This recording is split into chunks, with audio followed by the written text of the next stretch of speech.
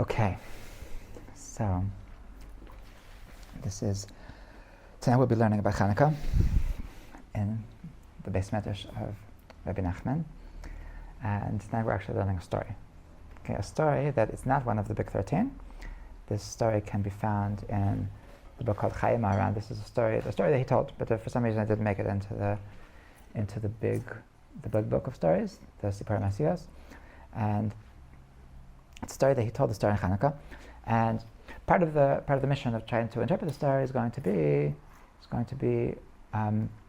what exactly this has to do with Chanukah, okay? Because he doesn't speak openly about Chanukah even once in the story, so we'll have to figure out like where does Chanukah really come into this story. So this is I'm reading the translation.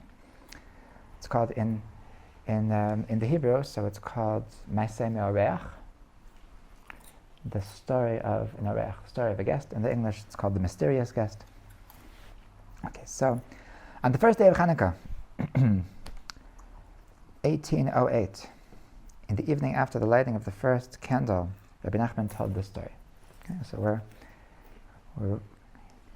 we're cuddling in to sneak into Rabbi Nachman's home, the first night of Chanukah, and this is what he told. This is how he wanted us to get into the holiday. A visitor came into a house and asked the head of the house, "From where do you obtain a living?" So he says, "I don't have a steady livelihood at home." The host replied, "However, the world provides me with whatever I need to live." So the guest asked him, "What do you study?" And the host answered him. They continued conversing until soon they were engaged in a true heart-to-heart discussion. The host began to feel an intense longing and yearning to reach a certain level of holiness. "I will teach you," said the guest. The host was surprised. He began to wonder, maybe this isn't a human being at all. Like, he was teaching him such deep things. They're like, wow, it just blew him away. They're like, maybe this isn't a human being. He looked again and saw that his guest was talking to him like a human being. Immediately afterwards, he had a strong sense of faith, and he resolved to believe in him. He started calling him my teacher, and he said, "First of all, I would like to ask you to teach me how to conduct myself with due respect towards you. Not, I scarcely need to add that I would actually detract from your true honor, God forbid, but nevertheless, it's hard for human beings to be as meticulous as they should be in these matters. So that's why I'd like you to teach me how to behave with due respect." So he said, "For the moment, I don't have time. Another time, I'll come and teach you this. Right now, I must go away from here." So he said, "I also need to learn this from you," said the host. "How far must I go when I accompany you on your way, as a host is obligated to do when his guests depart?" Okay? There's a mitzvah when you have guests to accompany them out, to walk them out. They shouldn't feel like, if you've experienced this, it's a nice feeling, like when your host is walking you out, and like it makes your guest feel like you're not excited to get rid of him, and you really would wish you could stay with him forever. It's just like now you have to go to sleep. So it's the mitzvah of to accompany the guest. So tell me, how much do I need to accompany you? Okay, tell me the halachas. So he says, "Until just beyond the entrance," he replied. So the host began to think, how can I go out with him? Right now, I'm with him among other people, but if I go out with him alone, who knows who he is? He questioned him. He wasn't sure what to do. He was scared. He was scared to go out with the guy. Like, at home, he's okay, because there's other people around, but to go out with him, will you go with this man? And so he's scared. He's scared. So he decides to be honest. He says, "I'm afraid to go with you." So he replies, "If I can learn with you like this, then now too, if I wanted to do anything with you, who would stop me?" He had shown him that he has this higher level of understanding, that he has these higher powers, and if I wanted to do something with you, so I would just squash you like a cockroach in a second. Like the way you, if either trust me or don't trust me. Like if I wanted to do something bad with you, so the fact that other people are around, mamash, would not hold me back. So I think you can trust me. So it's a very bad feeling when you feel that people don't trust you. It's very person, if a guest would tell me that, like, no, I'm scared that you're going to hurt me. so he was a supernatural guy. So he says, so he decided he's going to trust him. He's going to walk in. So the host suddenly went with him beyond the entrance, and all of a sudden, the visitor seized him and began to fly. Okay, began to fly. Because that magical flying carpet. Right? For some reason, in some of the Hebrew, in some editions, they call this story the Maise Mi'oreach Bal Knafayim, the story about the guest with wings.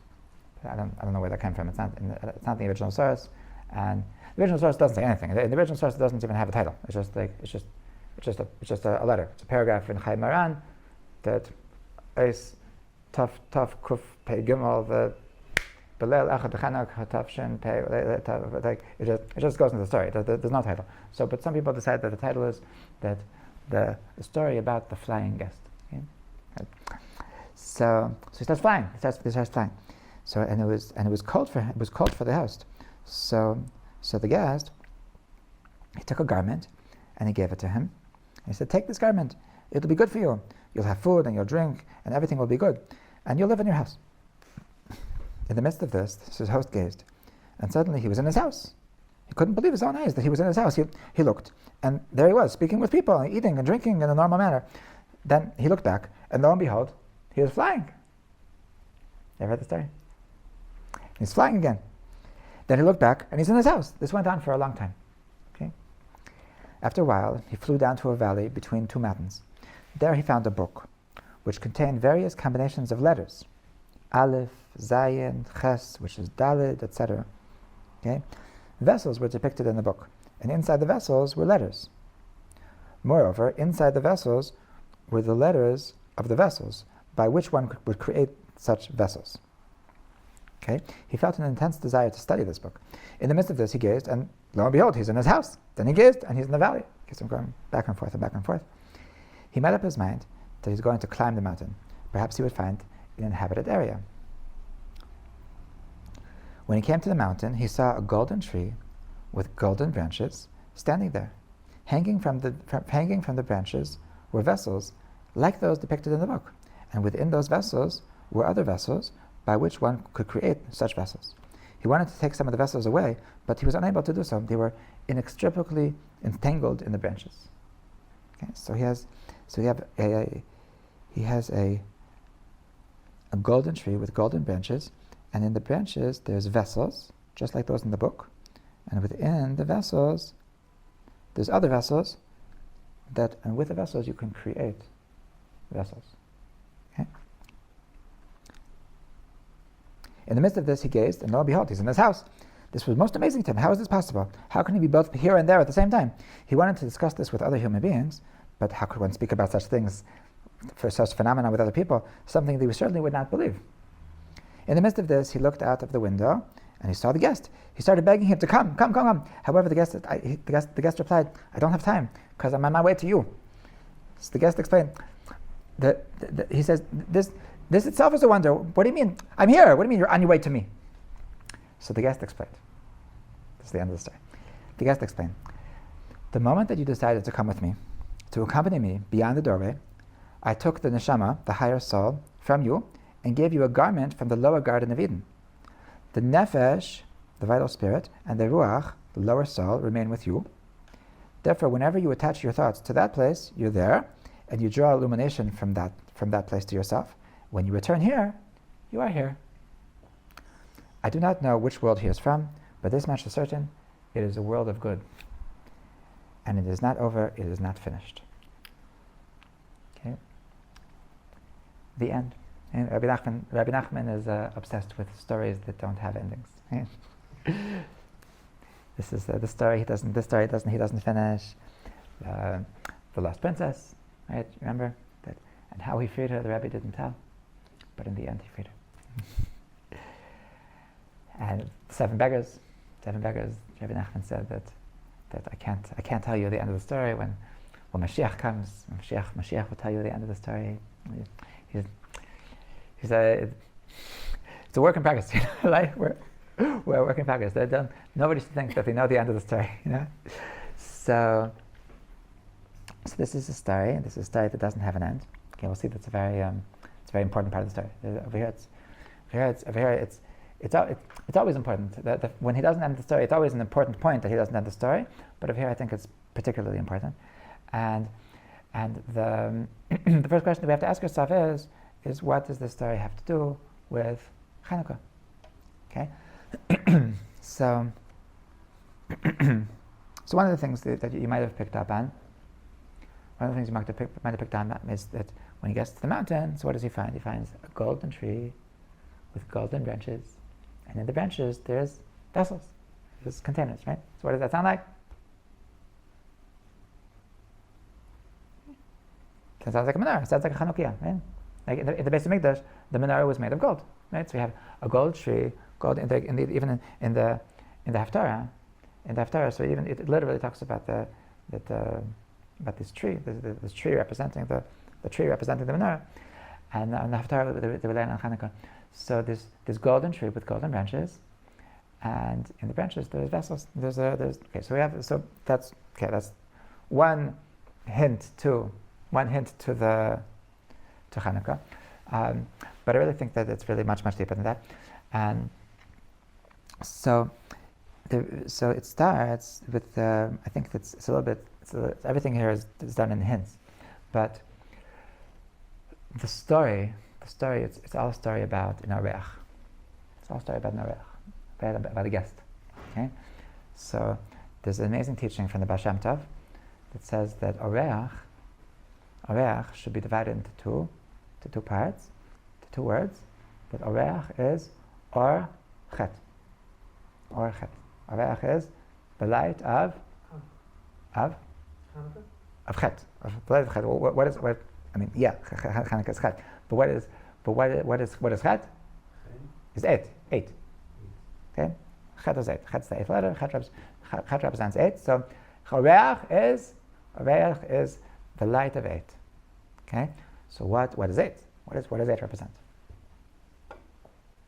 Beyond nature. It's beyond what? Beyond nature. Beyond nature, because nature is 7. Nature is 7. Why is nature 7?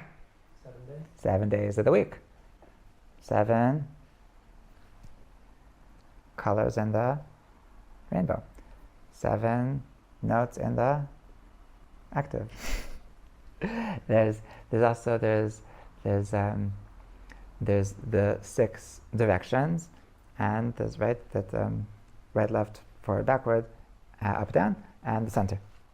Okay, so that's the everything in the physical world has 7 points, right? The 7, you could say, sometimes they refer to it that anything that has, everything that has any piece of mass has 6 sides, like 1, 2, 3, 4, 5, 6, right? And then the space is the 7th dimension, 7th point of the. So, so this is the world of nature. The physical world is called 7, and so 8 represents beyond. It represents the supernatural. It's beyond the natural world. So that's Chanukah. Chanukah is all about beyond, because Chanukah is the holiday of miracles. Chanukah is the holiday. You know this, right? Chanukah is the holiday of miracles, right? But Chanukah and Purim are both the holiday of miracles, but Purim is the hidden miracles, and Chanukah is the revealed miracles. Right? That's the. Okay, if you didn't know until now, so now you know. Okay, that's the. Chanukah is the holiday of revealed miracles. That it's everything is very clearly. There's no you can't deny God in the story of Chanukah. That you have that one flask of oil is going to last for 8 days. That just doesn't make any sense. And that you have the 5 brothers are going to overcome an entire army. That's just doesn't make any sense. So Chanukah is the story of revealed miracles. So that's why it's the holiday of 8. That's why it's 8 days, and that's why, like I said, it starts with the letter Ches. The Ches represents that Chanukah starts with the Ches, which is 8, and it's all about escaping the physical boundaries of 7, and just we're beyond that. We have nothing in the physical world can subjugate us. We're completely beyond the laws of nature. So this is a story about how to connect how to connect with the eight, how to bring the supernatural into our lives, how to be Hanukkah Jews, how to be people that to allow the eight, to allow the world beyond to be present in our lives. Okay, sounds good, right? So the first step, how to bring amazingness, how to bring the beyond, how to live in the beyond. Okay, so the first thing is that it's a ma'aseh marech. Okay, we have to bring. It starts with guests. So what does this mean? What does it mean? The Baal Shem Tov says that oreach is orchet. That when you're bringing a guest into your house, you're bringing the light of eight into your house. Okay, good thing to think about next time you're a guest. So what does it mean? What does it mean the oreach? Oreach is ches. Oreach is orches. So this is something I happen to be an expert at. Because I have a lot of guests in my house. So like a lot of you have been to my house for Shabbos. So you should come sometime. So it's a high energy, right? When it's a vibe, right? When you have a lot of people around, when you have good people around, so it's an amazing energy. It's like electric energy, and it's a real blessing. It's a real blessing to be able to have a real energy in your house. And you know, there are people that they don't like to have guests in their house. Rebbe, he said Monday night. It could be he said it to you as well. That somebody once said that I think you're a great guy, but I want you to know that Chabad is a cult. I think Chabad is a cult. So somebody in the show. It sounded like it was somebody in the show. He didn't say this. So he decided, like, at spur of the moment. So he decided that'll be his drasha that day to answer. Like, also proves what a genius he is. But it's just in a split second he decided what he's going to give his drasha about. So he decided that is Chabad a cult? Is Chabad a cult? So he says. So he asked this person that tell me that how many people have you invited into your house for a Shabbos meal that don't have you don't have any common ground, that they don't agree with the basic tenets in your belief system, your basic like just the most simple things that we believe in God, that Torah is real, that how many people have you invited to your Shabbos table that they have nothing like just that. So he said, no, to be honest, I never had such a person. So he said, so you'd be surprised to know that in Chabad it's the opposite. That in Chabad, that every single the thousands of shluchim have surround their table with who knows how many people, that the majority of the people around don't have they think the complete opposite about you in every single aspect of life. Okay? So I think if anything, you're the cult. If I'm the cult, if I'm a cult, so why would I constantly be surrounding myself with people? Why would I surrounding my family with people that are just the complete opposite? You're the one who's shutting yourself up. No, I refuse to listen to me. No, my guru is right. And you're the cult. I'm the one that's exposing myself to anybody. Change my mind. So a lot of people, they won't let other people into their home, right? Why not? They're like, because you never know. You know, this person, like, he might say something that I don't want my kids to know about. He might say words that I'm not so comfortable that my kids hear, that there's such a thing as a human being that uses words like that. Could be that one of my daughters might accidentally see that a girl wearing pants, and she may say, "Oh, Ima, I think I want to wear pants from now on," and they might think that I saw somebody with piercings in places that kids didn't know that you could have piercings in those places, and oh, mom, I think I want to have a piercing. There's people that you never know. I'd rather play it safe. I don't want to expose myself and my family. So if you're the exact same thing as me, or a tiny bit off, like maybe if you're like more religious than me, then I'll okay. But like if you're anything different than me, so better not. You never know. Better safe than sorry, right? So these are the people. These are the people that they're closing themselves off. They're closing themselves off from blessing. These are people that they are never going to have a vibe in their house because it's just when you're going to be so critical, when you're going to close the door and say I'm only going to let you in if I'm absolutely positive that you're not going to be a threat to me. So then you're saying, okay, I don't want blessing in my house. The only way to make yourself accessible to greatness, to the beyond, is you have to make yourself vulnerable. You have to make yourself vulnerable. If you're not going to make yourself vulnerable, if you're not going to open the door, and when you open the door, you're taking a risk, and you're allowing things that you're not going to have control. I'm not going to have control, and that's what's so beautiful. That I'm giving up control, making myself vulnerable, and when I open up the door and I bequeath control to Hashem, so then I'm allowing the eight. I'm allowing the world of amazingness. I'm allowing the beyond to come into my life. Okay, so this is the first point. This is the oreach. This is what it means. It's a metaphor. It's also about real guests, but it's also a metaphor for life. That if you want amazingness, if you want the beyond to be a part of your life, so you're going to have to make yourself vulnerable. If you're going to be super, super careful to have control over every aspect of your life, so then it's going to stay very, very finite. It's going to be very far from infinite. Right? Okay, that's the first point.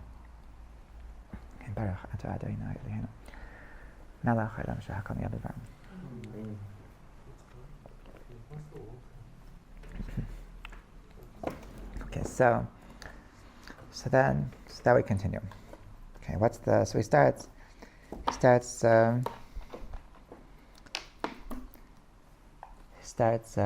by talking about money. How horrible, right? Some people are very like. I remember once being a guest in somebody's house, and he starts asking me, no, so how much does the kolo pay? How much does your rent cost? I was like, whoa, you're being so nosy. Like why do you care? Like, anyway, so where do you get your livelihood from? Where do you get your livelihood from? Okay, he wasn't asking about money. It's a normal question to ask. It's like, what do you do? What do you do? It's being friendly. So to ask somebody, what do you do? What do you do? So it's a way of being friendly. It's a way of saying, like, just tell me about yourself. And the correct response to whatever he says is, oh wow, that's amazing. And I'm between jabs.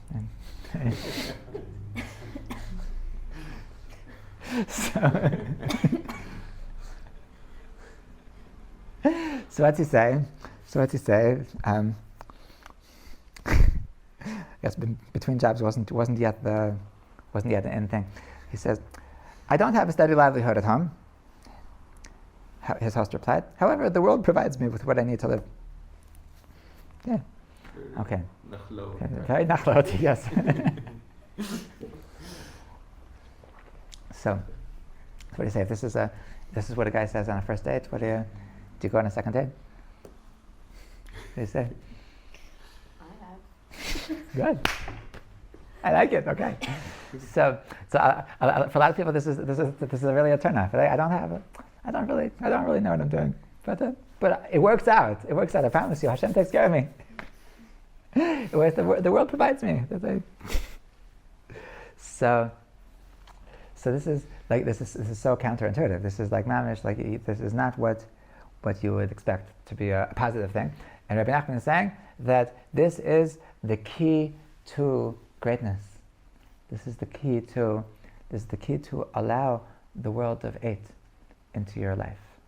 Okay, that that Rebbe Nachman is saying that if you want to be a billionaire, so don't have a 9-to-5 job. If you want to make it big, so something steady, something with security is not going to get you big.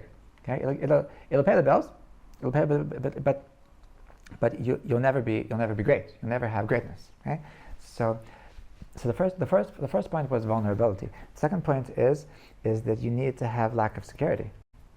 That the more security you have, so the less amazingness you can have. And now, so that with this obviously, so I don't know how literally Rebbe Nachman wanted us to take this. Because there's really nothing wrong with security. Perhaps he was talking about like in other areas of life that you don't need to have that everything that to know like what kind of things you're going to do, what's your schedule is going to. You don't need security. A person that doesn't have security in their finances, so that's also, I mean, like it's really true. If you want to really make it big, so you're going to have to be a startup. You're going to have to take a risk. You're going to have to, like, if you're really going to if you're going to be working for somebody and just have a 9-to-5 job, you're never going to make it really big. So it is true on a very simple level. And I think more than to actually give up your secure job for a risky job in finances, I think Rebbe Nachman just wanted us to understand the idea behind what he's saying, and that is that it's really okay. It's really okay not to have security, because that's when you're allowing Hashem to be present in your life. You know, there's a famous word from the Rebbe that where is Hashem? Where's Hashem? Who asks Chassidim, where's Hashem? So his Chassidim would say, he would tell his Chassidim that, you know where Hashem is? Hashem is wherever you let him in. Wherever you let him in, that's where Hashem is. And it's really, the more that we insist on having control in our lives, so we're not letting Hashem into our lives. We're not letting Hashem, the more like I've got this. The more that I've got this kind of mentality, so then the less Hashem can be present. Like Hashem is saying, like, okay, if you've got this, so then I'll let you be. So the lack of security is really what allows Hashem to be present in our lives. And I've experienced this different times, like in finances particularly. That I remember there was something that like I needed $3,000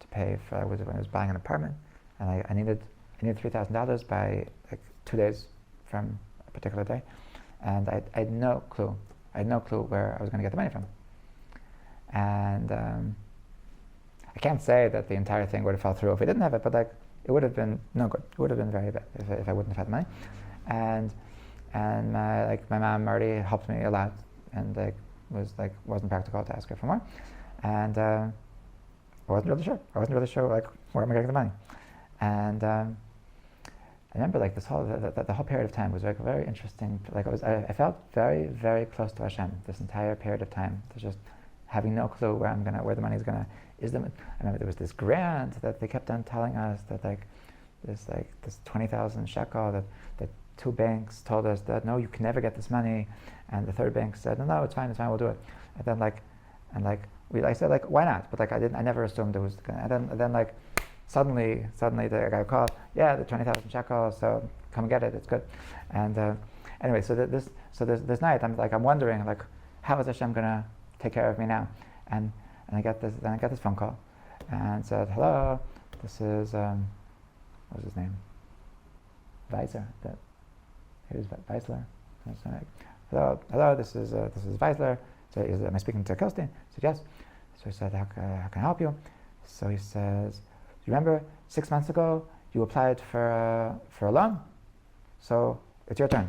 Come over tonight and pick up $5,000. Good. Like just kacha. It's like when you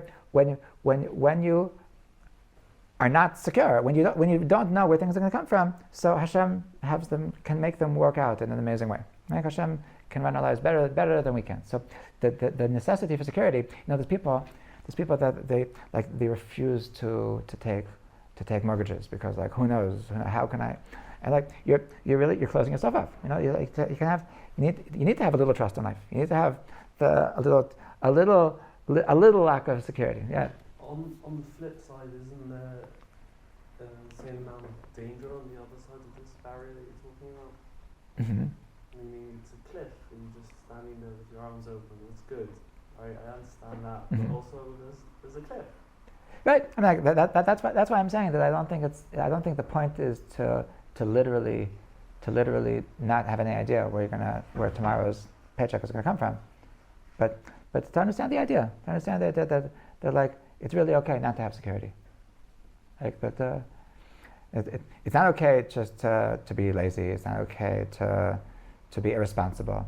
But anybody, a lot of jobs are not secure. A barber is not secure because if nobody shows up, then he's gone. A caterer is not secure because if he gets no orders, then he's gone. So there's things which are secure, that you work by the hour and they're working, and then they tell you that they don't need you tomorrow. and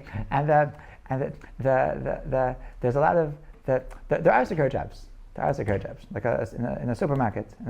So they always need a cashier. So you know for sure that I have a secure job and I'm working this many hours a week.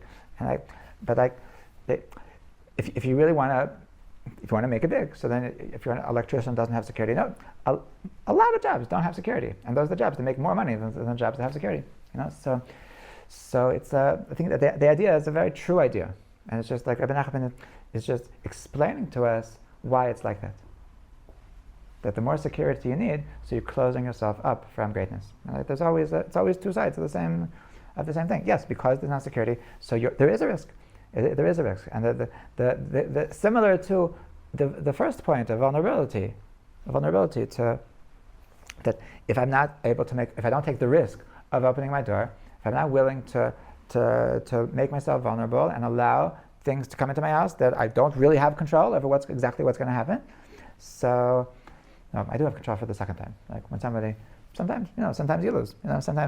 Sometimes you have people that come into your house that you don't want to come into your house, and then I tell them that please find a new place for Sudash Dishi. Sometimes the that's when the true colors come out, and then they start cursing me and yelling at me. And the best was that he was cursing me, and then he blocked me, so I wouldn't be able to answer.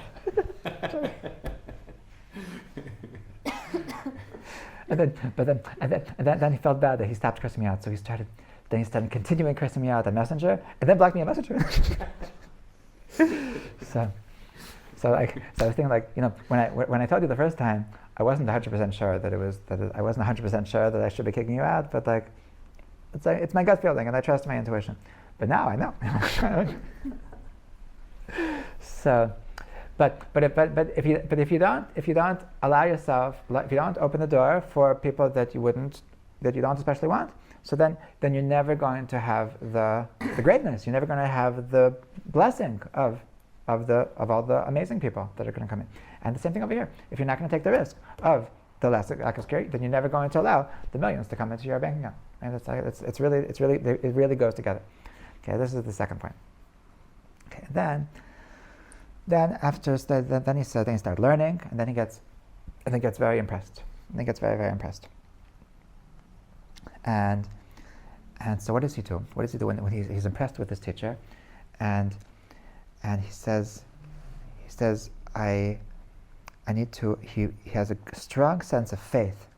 He resolved to believe in him, and he started calling him my teacher. And he said, I want to show you respect, and I want to. So this is a third step, a third piece of advice, so to speak, of how to bring eight into our lives.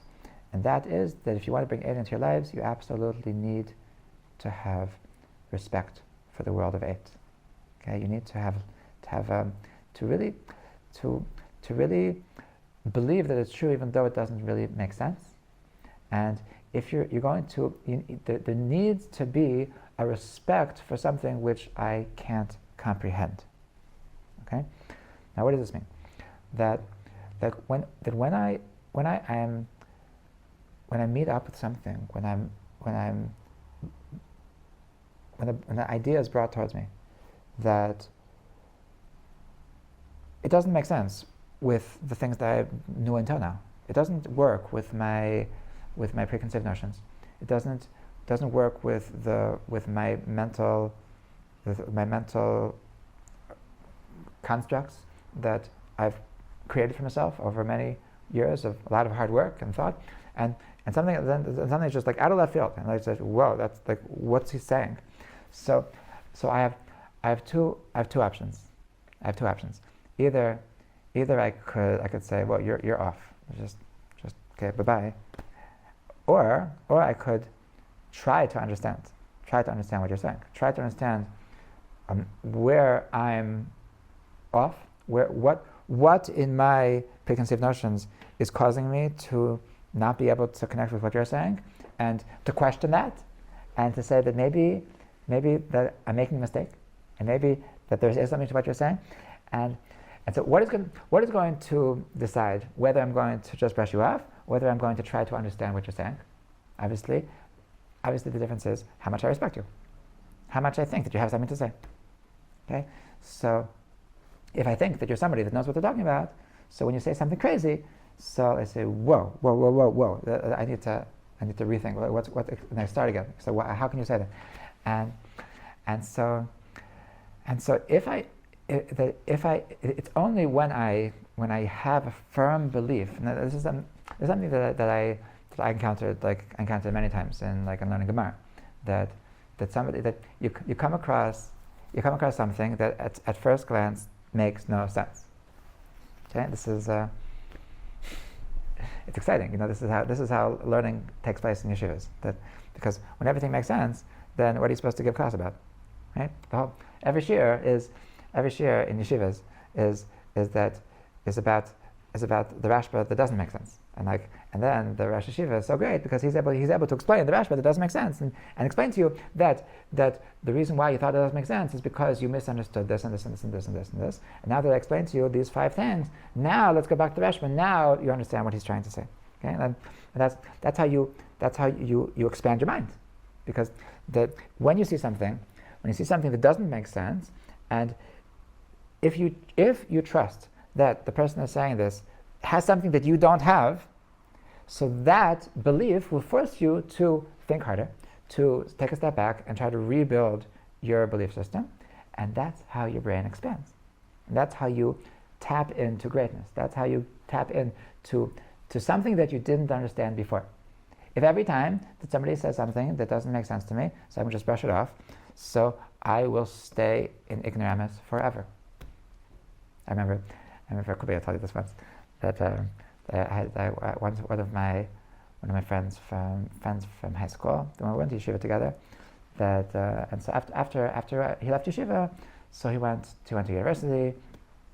He's a brilliant guy. He's stupid, but he's good, very smart, high IQ, and so he's not so stupid. He's whatever. And anyway, so he's studying physics in university, and I was at that point I was really yeshivish, and thinking all those the physicists they're whoopsie-doo physics, okay.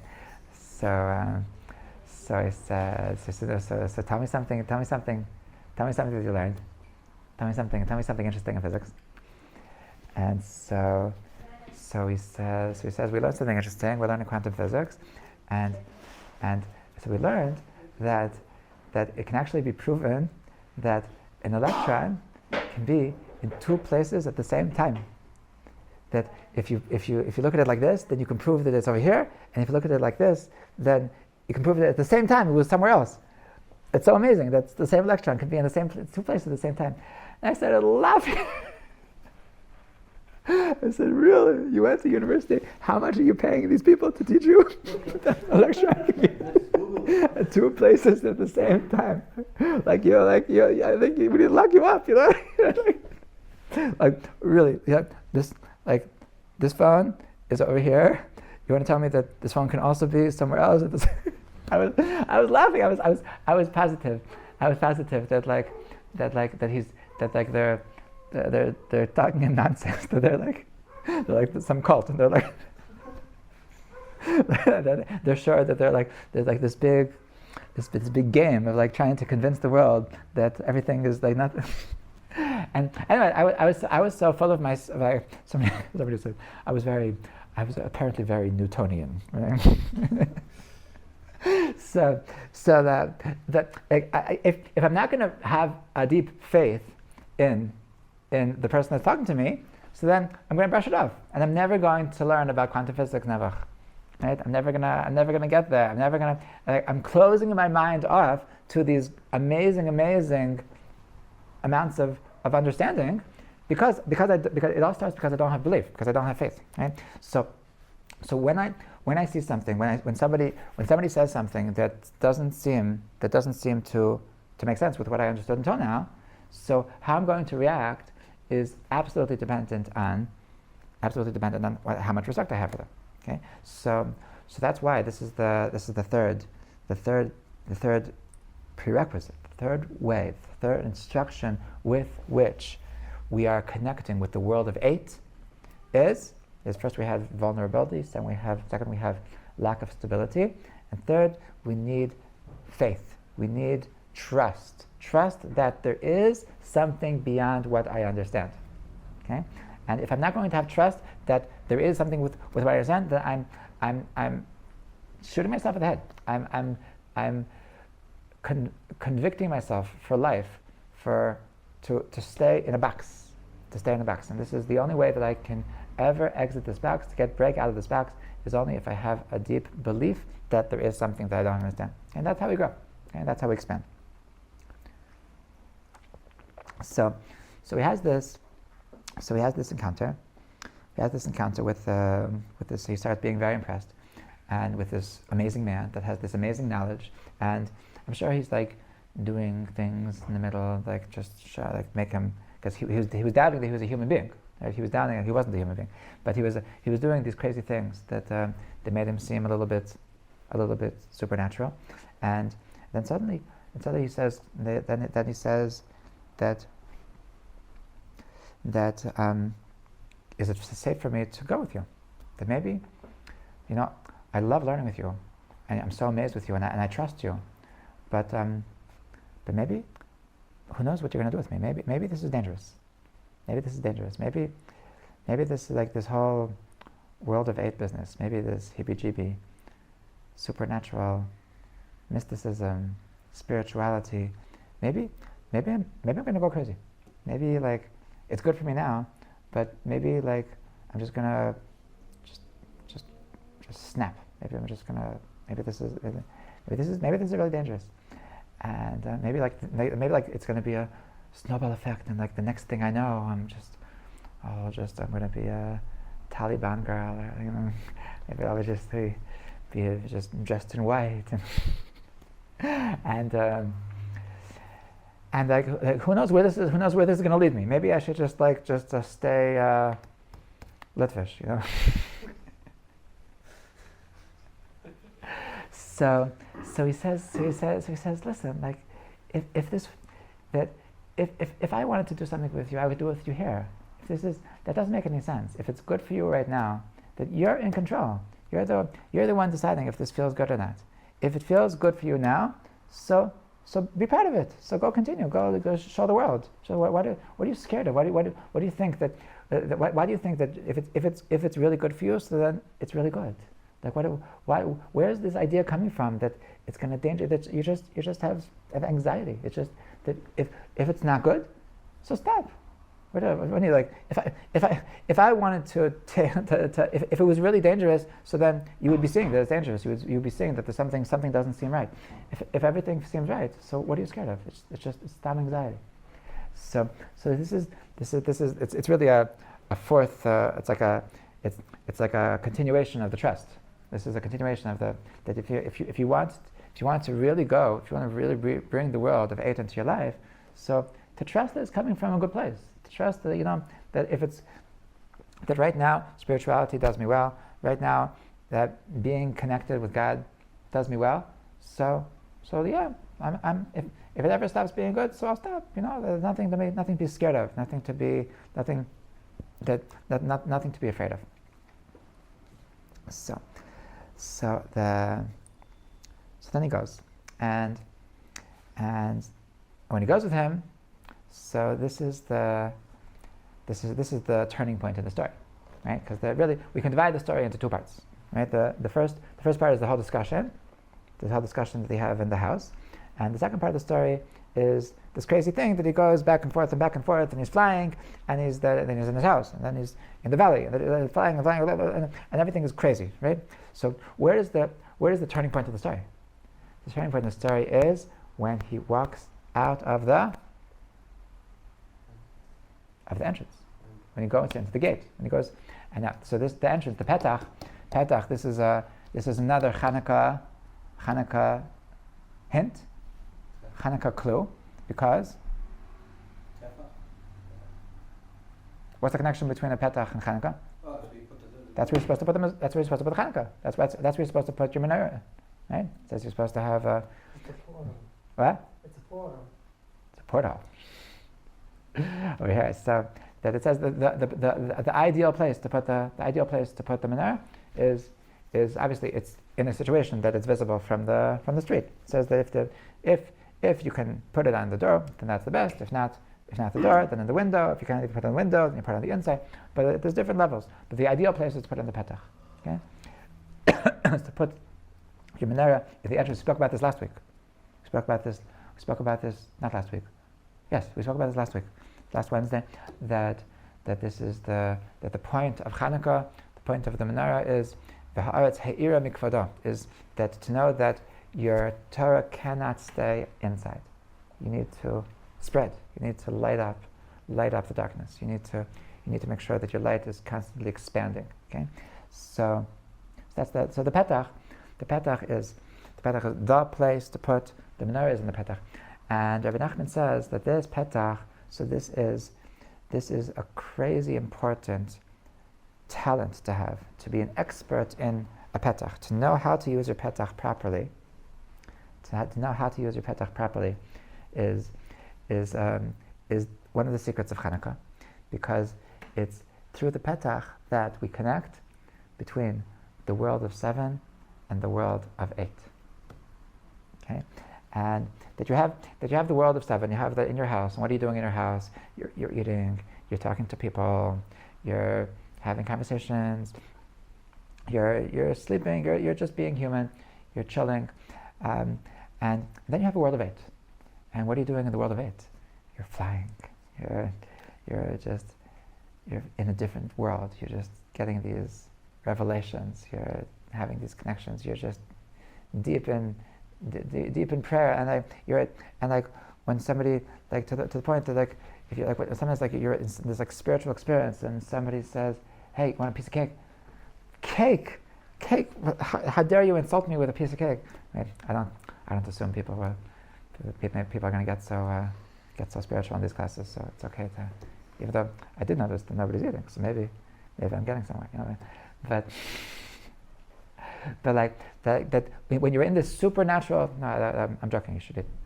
When you get into this higher worlds, it doesn't make sense to be in a lower world. I'm in a different world. I'm in a transcendent reality. I'm like, whoa. And so sometimes I have a world of 8. Okay, so the petach represents the transition between the world of 8, between the world of 7 and the world of 8. Now, what are we doing? When we're outside? So first of all, we're flying. That obviously represents that I don't feel grounded and I feel like I'm just in a higher world, flying in the sky, obviously. And what do we find? What do we find when we're in the world of 8? So we find these books. And in the books, there's vessels, and the vessels there's letters. Okay, so what does it mean? what does it mean that there's letters inside the vessels?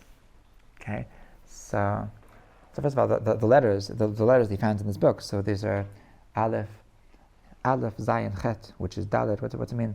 What's it mean? Aleph, Zayin, Chet, which is Dalet. So Chet is 8. Okay, so that we understand why it's here. Aleph, Zayin is also 8. Aleph is 1 and 7. It's also 8. So Aleph, Zayin.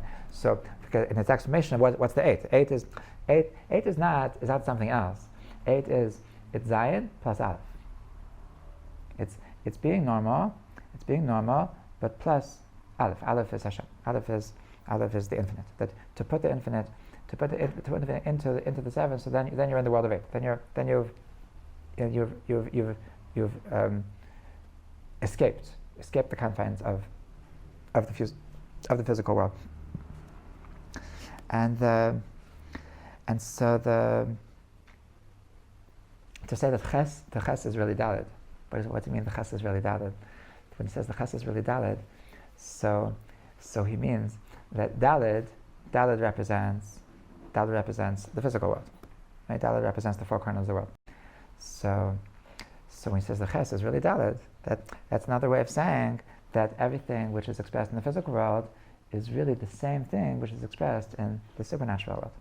Okay, meaning that everything, this is something we're speaking about this. Speaking about this on Shalosh Shudas, on the third meal, that everything in the physical world is really a manifestation of something in the spiritual world.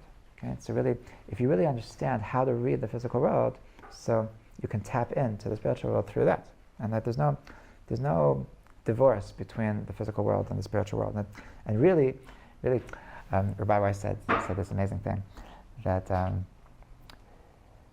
I think that the Rebbe Rashab said about the Tzemach Tzedek that if you would cut his finger, and if he would cut his finger, so blood wouldn't come out, Chasidus would come out. You said this? What? They say in Kabbalah. Yeah, but did he say this yesterday? No.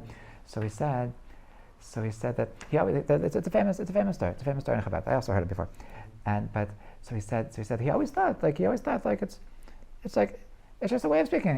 He just meant to say that the Tzemach Tzedek, the Middle Rebbe was just full of Chassidus. It was just like he just lived Chassidus. He didn't think it meant so much. Like what the metaphor of like his blood was, that like he would bleed Chassidus. So it doesn't mean anything. His bleed Chassidus.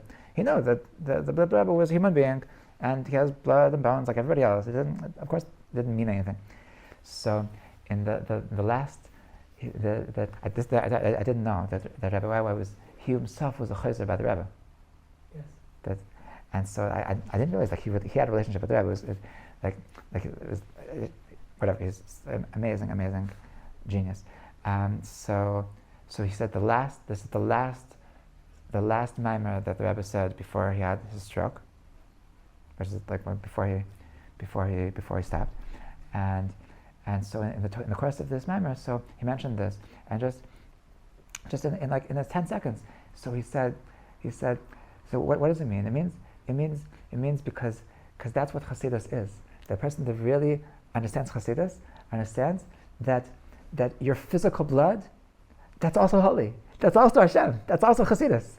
That when you really understand Chassidus, so you understand that your physical blood, that's mamish Hashem. That's mamish Chassidus. That's mamish how that when I'm eating these potato chips, so that maybe not potatoes, but when I'm doing physical things with the right kavanas, that I'm actually, thank you, then that's mamish chasidus. That's what it means. To bleed chasidus means to recognize that my physical body is not just physical. That Hashem is mamish present. Okay, so that's what it means. The chesed dalet. Chesed dalet means this is one of the things that you should think, that this is one of the kavanas of Hashem Hu Elokim. This is one of the kavanas of Hashem Elokim, right? At the end of Yom Kippur, so we say Hashem Elokim 7 times. Okay, so there's many kavanas of Hashem Elokim. One of the kavanas is Hashem is the infinite and Elokim is the teva. Right?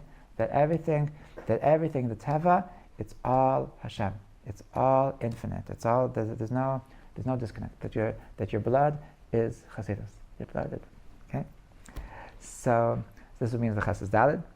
So this is the letters. Now the letters are inside. The letters are inside the vessels. Okay, what does it mean? So what does it mean the letters are inside the vessels? So I need to share with you a Torah from the Shalah, from the Shnei Luchos Bris, that he was one of the first Mikubalim to speak things out in a way he was like you can call him a promo to Chassidus. In fact, in the times of the beginning of Chassidus, like in the times of the Balatanya, so the Chassidim were always learning Shalah. Like that was in the same school of thought. So in the very first thing, one of the very first things that the Shalah writes in his book is about a pasuk that you might be familiar with. It says Ner mitzvah v'Torah or. Ner mitzvah v'Torah. Ner mitzvah means that a mitzvah is like a candle, and the Torah is like a light. Okay, so what does it mean? What's it mean that a candle? What does it mean the mitzvah is like a candle, and the Torah is like a light? So the Shalah explains that what's the candle? The candle is the vessel. Okay, the ner, and maybe perhaps the candle is not a good translation. The word ner, that we're like lahadlik ner Chanukah. So the ner is the cup. The cup is the ner. Okay, so you light up the ner. You have the cup is the vessel. That's the ner, and the mitzvah is the vessel, and the Torah is the light. Okay, what does that mean?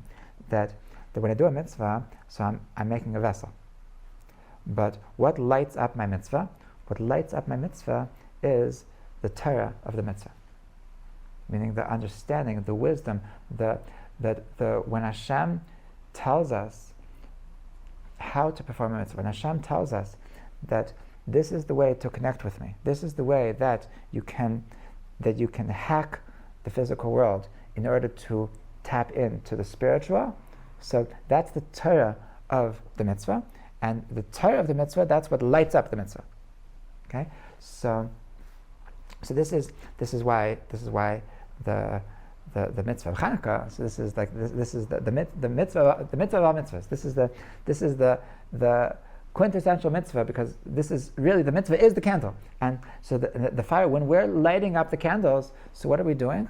We're expressing how the Torah lights up the physical world. That how doing physical things actually brings us infinity. Actually, okay, so this is the Torah. This is the Torah of the mitzvah is what lights up the world. So this is what he was learning. This is when you're in the world of eight. When you're in the world of eight, so you're in the world of Torah. You're in the world of the letters. You're in the world of how we are able to light up the world. How we're able to tap in to the mysticism, to Kabbalah. What is Kabbalah? What is Chassidus? It's the limud of Elokus. It's that how to learn about God, how to learn about how to tap into the infinite, how to understand about the spiritual dimension. Yeah, that is what it is. You know, if you're everything, like people who really learn Kabbalah, so like what are they learning all day? They're all learning about all the different names of God. It's all. If you have to look up into Kabbalah Siddur, it's all full of names of God. We're learning the details of exactly what Hashem, how Hashem reacts, how Hashem acts, and how Hashem relates. And it's all the world of Elokus. That's why, by the way, that's why it's so important that a person, you can only learn Kabbalah if you're really, really close to Hashem. If you're really, really a very loyal servant, then it's like I heard once that like to learn Kabbalah is like a kiss. That if you're very close to a person and you give him a kiss, then it's something beautiful. If you walk over to a stranger and give him a kiss, that's very disgusting. Wow. So So like true, because the people who do Kabbalah, they are not close to Hashem. if you're not close to Hashem, you don't like Like you don't follow anything in the Torah, and you think that you can walk over to this strange lady and give her a kiss, like, excuse me, like, and so this is that's the limit of Kabbalah, the world of the eight, the world of this is what we're doing. This is like the essence. The people who are living in the world of eight, the people that are living in this reality. So that's the world of Torah. That's the world of mysticism. The world of learning about Hashem. So we have this. So we have this problem. We have this problem that we want to be, that we want to enter the world of eight, and we also want to live in our home, right? We also want to live in the world of seven. You know, if we're too holy, then we might just die. You know, so we won't be able to get married. We won't be able to have normal conversations. And so Rebbe Nachman is addressing in the story how to bring the world of eight into our lives without going overboard, okay? Without just flipping out, okay? And because there's some people that they have the way that they deal with this, the way that they want to deal with bring the world of eight into the world of seven is they want to merge the two. They want to merge the two. And I don't know if you've met people like this. It's like it can sometimes be very, very awkward, like a person that especially if it's a new thing. I remember I had a friend that like one Shabbos, like I was like, hey, how's it going? And he says, it's Shabbos, good Shabbos. And I was like, good Shabbos. Like, everything okay? He said, yeah, it's so okay. It's Shabbos. Privacy was not asked. So it's just like, I don't know, that whole Shabbos he was just like, it was not asked. He was 15 years old, and it was just. You couldn't talk to him. You couldn't talk to him, and he was sure that, and like this is like, he's, after like a whole year of going to Israel, so you come home to your parents, and your parents say, no, can I take you shopping? And you say, shopping? Gashmias? Take me shopping? Can I throw up, please? Oh, and like you're in the middle, and you're like your sister is like telling you about how like what they're doing for their presentation, and you say, do you mind speaking about something a little bit holier? You want to learn the parsha with me? and these are. And they really think that this is the way that they're going to bring the world of eight into the world of seven. By then, like, I'll teach them, I'll show them. They're gonna love the world of eight whether they know it or not. And that's the way of merging. That's the way of merging between the world of seven and the world of eight. And they make sure to make that everybody else knows about it. Okay, and when everybody says, whoa, this is a really good cake, and so they're the ones that remind you, okay, everybody, don't forget to connect to all the sparks of Kedusha inside of the chocolate. Okay, everybody have intention and that we're going to be connecting to the soul of and so that's one approach. That's one approach. And Rebbe Nachman is not recommending this approach. Okay? Rebbe Nachman, he is proposing another approach, and that is how to be an expert of the petach, how to be an expert in using the entranceway. This is being very, very swift and very, very agile in how to go in and out, and constantly oscillating between being flying with your guest and being at your home, talking to regular people, and you're constantly going back and forth and back and forth, and that's where you need to put your effort. That's where you need to put your strength. Is not into how to shtup 8 into 7. It's how to constantly be oscillating. How to be able to not forget about 7 when you're in 8, how to not forget about 8 when you're in 7, but to understand that it's two different worlds, and it's really okay to just, when you're in the world of 7, to really be enjoying your potato chips, and then as soon as you finish potato chips, you go and you really cry at the kotel, and it's not a contradiction, and nobody should ask you, like, who do you think you are crying at the kotel? I saw you eating potato chips before. yeah, it's okay. I'm in the world of 7. I'm also in the world of 8, and that's what's so beautiful. That's what's so beautiful about this world, that because I have a petach, okay, and this is actually the appropriate way to deal with the world of 8. This is how we're going to make ourselves open to amazingness, making ourselves open to miracles, making us open to the infinite light in our lives, to manifest infinite light in our day-to-day lives, and at the same time to be completely normal. And this shouldn't be. Hey, perhaps this is like this is something novel, but anybody that ever met anybody truly great knows that this is true. Anybody that met anybody that's truly great knows that when they're in their world of 8, they're, oh my God, he's just in a different world, and when he speaks to you, you really feel that the only thing that matters right now is your petty things that you're talking to him about, there are these babas that